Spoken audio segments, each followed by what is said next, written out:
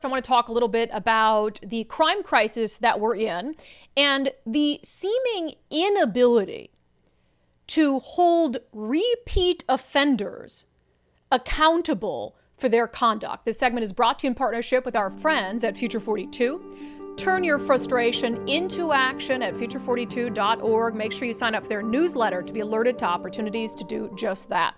So we have a couple examples that we want to share with you of someone who, God, you got to lock them up and throw away the key. You know, you have Democrats in Olympia who are continually pushing these bills where the only function seems to be taking it easy on criminals. The only function seems to be helping them get out of prison earlier, helping them avoid prison altogether. It is the strangest thing, especially when you're talking about people who prey on the innocent and vulnerable. So there's a story that Tacoma Police Department put out about this guy who, thank God he's in custody now. We'll see how long that he stays there and all that happens. But went on one hell of a crime spree. So it says Tacoma police arrested a suspect in a series of robberies targeting elderly women.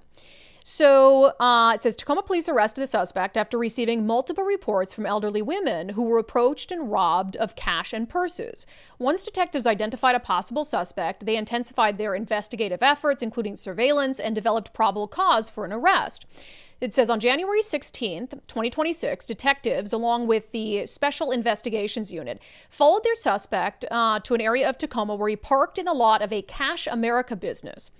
As officers moved in, he tried to cover his face. He armed himself with a firearm. He was going to go commit more robberies of these elderly women in this Cash America business. So they end up surrounding him. Thank God. He attempted to flee by ramming police vehicles with the stolen vehicle he was driving. So they take him into custody. They've booked him into the Pierce County Jail. He's been charged with 47 counts, including robbery in the second degree, 4 counts. Malicious mischief in the third degree, 6 counts. 25 counts of identity theft, 2 counts of attempting to elude, 2 counts of assault, 2 counts of reckless driving, unlawful possession of a firearm, possession of a stolen firearm, unlawful possession of a stolen vehicle, theft in the third degree, resisting arrest, and making or possessing motor vehicle theft tools. And they say that's probably not all the charges that he'll end up facing. Now, here's the issue. He was under supervision by the state of Washington while all of this was happening. Over the course of weeks, at least 47 criminal counts, multiple strong-armed robberies of the elderly. This is from Como News. Smith was released from prison last spring and was under community custody supervision by the Washington Department of Corrections at the time he allegedly committed the robberies. It says detectives in Tacoma began noticing a pattern of parking lot robberies in October. October, you guys. It says the older, mostly Asian folks would leave a store or gas station. They'd get into their vehicle and put their purse on the seat, said a Tacoma police officer. As they're driving off, the person would run up, shatter a window real quick, grab the purse, and then go. So since October, they start recognizing this pattern of what's happening mostly to elderly Asian American women. This guy got out of prison last spring of 2025. A couple months go by, then he starts this violent crime spree that continues until January when they finally catch up to him and arrest him. October, November, December, January. He's on community custody supervision by the state of Washington. What the hell does that supervision look like? So that's deeply troubling. He's entered a not guilty plea. He's being held on $1.5 million bail. Repeat offenders. I mean, someone like that, just absolutely insane. Here's another example. So the Seattle Police Department, and this gets into the issue of sexually, I said, we're talking about people who prey on the vulnerable and the innocent. Vulnerable, elderly people, absolutely vulnerable. The innocent, children. I mean, these are really the type of offenders that Democrats are so obsessed with helping. I don't understand what's going on. So this has to do with sexually violent predators, right? In Washington state, if you're not familiar, we had this great idea at some point in time to put them on an island, which I love, right? I mean, Florida kills them, but on an island is a good second option, I guess. And you put them on an island, they're involuntarily committed after their prison sentence if they're deemed basically irredeemable. So they go through all these mental evaluations, and if they still are expressing a desire to hurt children or, child pornography or whatever it is, they're like, all right, your prison term is over, but you're not ready to go back into the community. So we're putting you on McNeil Island. But as you know, when now Governor Bob Ferguson was Attorney General, they really started releasing these offenders from McNeil Island at a pretty rapid clip. And apparently that has continued under the current Attorney General, Nick Brown. So let's go through this story and this example. So the Seattle Police Department put out a press release on a violent sex offender they arrested in the Chinatown International District. It says a 57-year-old sex offender with a decades-long history of sexually assaulting children, having graphic sexual images of children and other felony crimes, is back in jail, this time accused of possessing and distributing child sexual abuse material. His name is Richard Eugene Jackson. He served time in state prison and at the Special Commitment Center on McNeil Island, ends up getting arrested by the Seattle Police Department's ICAC, which is their Internet Crimes Against Children Task Force, which these are like, I've spent time with these detectives doing their work, and I don't know how anybody does what they do. It is so sad and horrible, the things that they see, but they do it because they want to protect kids. They've seen the worst of the worst. So apparently they got 18 cyber tips over a short period of time accusing this guy of possessing and distributing child sexual abuse material. They called it an urgent case, given his history and his sex offender status. Okay? Como News, again, I'm going to give Como credit for the work that they did on this story. They look into this past. Turns out he spent 20 years on McNeil Island. I need you to understand how bad you have to be put on McNeil Island for 20 years. Because you've already served your prison time.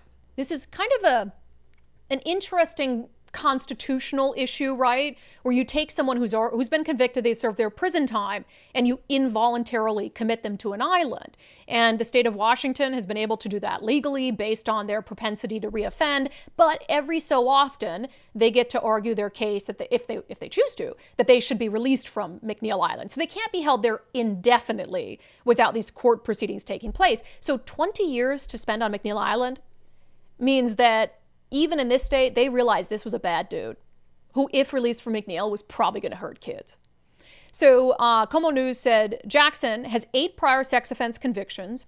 According to the state, those convictions include the sexual assaults of a 12-year-old boy and a 7-year-old boy, similar child sex abuse material charges, and attempts to connect with elementary-aged boys for sexual contact, according to the sex offender registry. In a previous case, Jackson admitted to sexually abusing around 70 children. Young boys and girls. How does someone like that even get out of prison? Let alone, get off McNeil Island. But how is someone who's admitted to sexually abusing 70 children, how do they ever see the light of day? That's absolutely beyond me. Court records state Jackson was sent to the Special Commitment Center on McNeil Island in 2003. It's run by the Department of Social and Health Services. In 2019, so this is under the former Attorney General, Bob Ferguson, he was conditionally released from McNeil Island to the Secure Community Transition Facility in King County. Over the next few years, they kept stepping it down. He was released into less restrictive custody and then recommitted after alleged violations, according to court documents. It's important that we all understand the track here, right? So he, does horrible things to kids, spends time in prison. In 2003, gets sent to the island. He's civilly committed there for 20 years. Under former Attorney General Bob Ferguson, he gets released to a less restrictive community alternative in King County. And as they're stepping it down, trying to help him fold back into society, what does he do? Well, he commits a violation, and so then he's recommitted. So then Como says in March of 2025, the state's sexually violent predator petition against Jackson was dismissed following an evaluation by a state expert.